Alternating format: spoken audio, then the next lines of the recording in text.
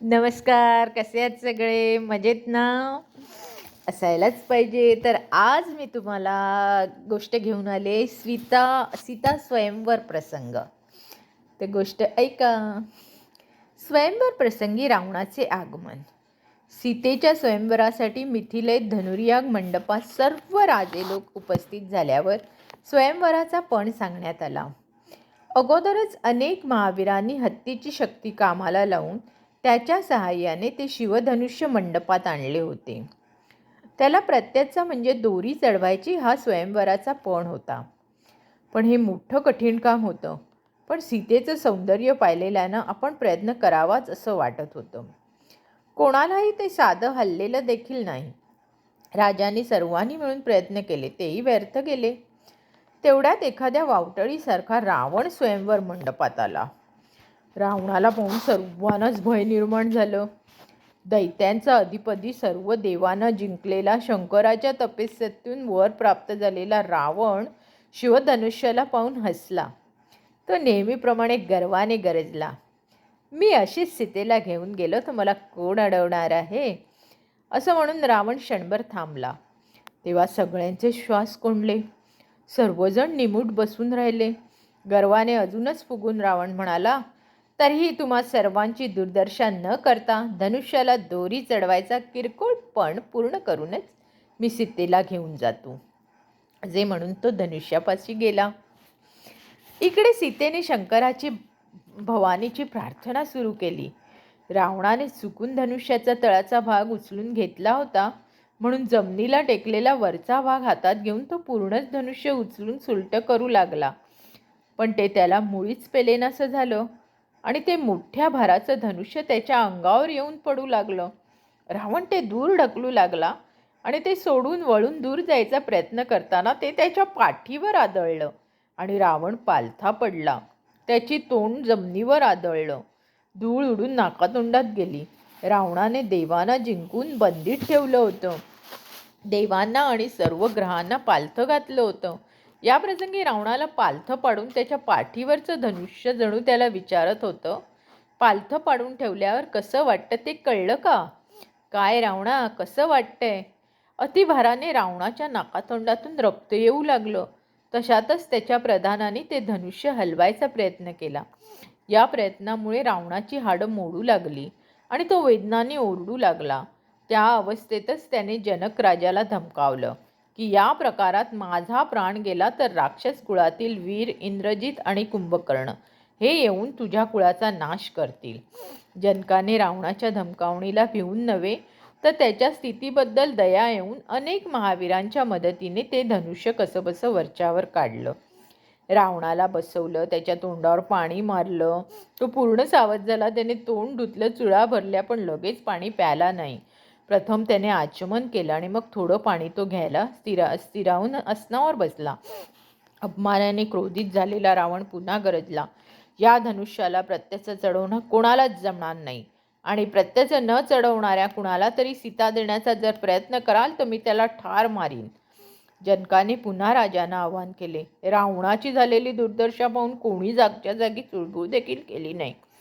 हे पाहून जनकाने उद्गार काढले, पृथ्वीवर वीर राहिलेले दिसत नाही. हे ऐकून लक्ष्मणाने त्याला ठणकावलं, अरे इथे श्रीराम असताना असं बोलण्याचं तू धाडस कसं करतोस? त्यांनी मला अनुज्ञा दिली तर धनुष्याच्या आणि तुझ्या राजाच्याही मी ठिकरा करून दाखवीन. रामाने दाबलं म्हणून तो चूप बसला. पण शेषनागाचा अवतार असा तो लक्ष्मण बसला तरी फणफणतच होता. राजलोकांना ह्या कोवळ्या वयाचा तरुण असलं काही अचाट बोलतोय हे पाहून गंमत वाटली. तेवढ्यात विश्वामित्र ऋषींच्या अनुज्ञेने श्रीराम उठले आणि धनुष्याजवळ गेले. हा दुसरा कोवळा तरुण धनुष्याजवळ पाहून त्यांच्या अगोदर काय अपूर खेळ चाललाय असं वाटलं सगळ्यांना. नंतर श्रीरामाचं सुंदर रूप पाहून बहुतेकांना वाटलं की सीतेला अनुरूप केवळ हाच आहे. जनकानं उगीचच हा कठीणपण लावला आहे. तो खरं तर त्याने मागे घ्यायला हवा. इतरांच्या मनात असं चाललं असलं तरी वेगाने पावलं टाकीत धनुष्याकडे निघालेल्या रामाची चाल पाहून त्याचं सामर्थ्य रावणाच्या लक्षात आलं आणि धनुष्यापाशी उभं राहण्यातला त्याचा डौल पाहून मात्र रावणाने अंदाज केला की हा नक्की पूर्ण करेल.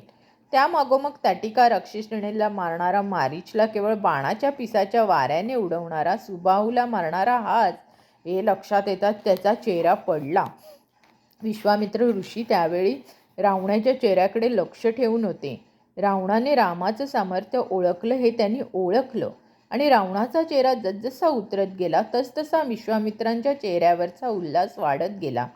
रामाला सर्व अस्त्रविद्या देताना त्याच्या सामर्थ्याबद्दल विश्वामित्रांनी जो विश्वास बाळगला होता तो बरोबरच असल्याचं प्रमाणपत्र चढेल रावणाच्या पडेल चेहऱ्याने त्यांना दिलं होतं. राम शिवधनुष्याला प्रत्यक्ष सहज चढवेल हे रामाने शिवधनुष्याला स्पर्श करण्यापूर्वीच त्या मोठ्या सभेतल्या 4 जणांनी जाणलं होतं. ते होते रावण, विश्वामित्र, लक्ष्मण आणि अर्थात श्रीराम. प्रत्यक्ष चढवताना धनुष्य मोडेल हे मात्र एकालाच माहीत होतं. कुणाला? तर त्या धनुष्यालाच. एकनाथ महाराजांनी धनुष्याचं मनोगत व्यक्त केलं होतं. शिवधनुष्य म्हणत, रामाच्या पायाचा स्पर्श झाल्यावर जर अहिल्या पाषाण मुक्त होते तर त्याच्या हाताचा स्पर्श झाल्यावर मी मुक्त का बरं होणार नाही?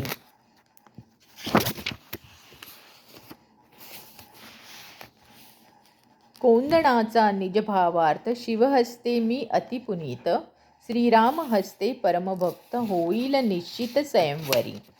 खरोखरच श्रीरामाने सर्वांना वंदन करून डाव्या हाताने मध्यात धरून धनुष्य उचलले. ते रामाने हातात घेताच विजेप्रमाणे एक वेळ चमकले. नंतर लगेच ते आकाशात मंडलकार फिरले, सर्वांना दिसले. ते सज्ज करण्यासाठी त्यांनी जोराने ओढले. धनुष्य उचलणे, फिरवून वाकवणे आणि सज्ज करण्यासाठी प्रत्ययाचा चढवून जोराने ओढणे या तिन्ही गोष्टी इतक्या वेगाने झाल्या की रामाला धनुष्य उचलताना पाहता पाहता त्या जोरात ओढण्याने धनुष्यामध्ये मोडून त्याने झालेला अतितीव्र ध्वनीच एकदम सर्वांच्या कांटळ्या बसवून गेला. शिवाचा 5 मनोगत. शिवाचा 5 मनोगत. राम हस्ते मी परममुक्त, कडकडाट नवे व्यर्थ, चाप गर्जत स्वानंदे. शिवधनुष्य म्हणत राम स्पर्शाने सगळं जडत्व गेल्याचा आनंद मी कडकडाट करून व्यक्त केला, एवढंच. रामधनुष्याच्या जवळ गेल्यावर सीता अत्यंत कावरीबावरी झाली होती. लज्जेच्या रात्रीमुळे तिचं मुखकुमळ न उमलता मिटलेलंच राहिलं होतं आणि त्यात अडकलेली वाणीरूपी भ्रमरी बाहेर पडू शकली नव्हती.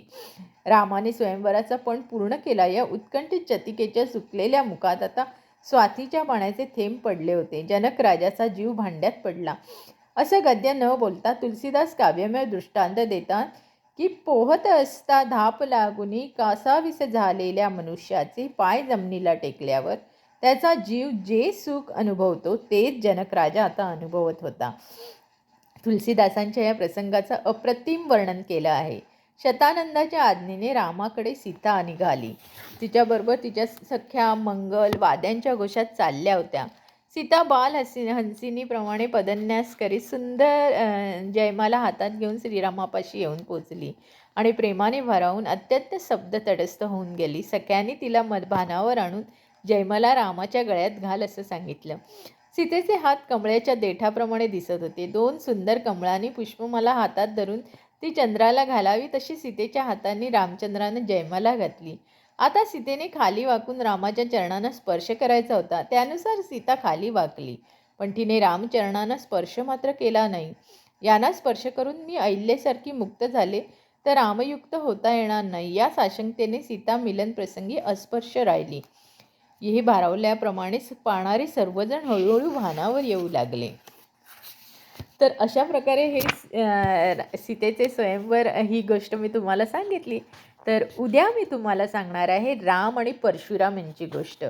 तर माझी गोष्ट पाहायला बिलकुल विसरू नका आणि जर माझी ही गोष्ट तुम्हाला आवडली असेल तर माझं चॅनल लाईक, सबस्क्राईब आणि शेअर करायला विसरू नका. तसंच काही त्रुटी आणि जर तुम्हाला काही त्यामध्ये ॲडिशन करायचं असेल तर मला कमेंट्समध्ये लिहून कळवा. धन्यवाद.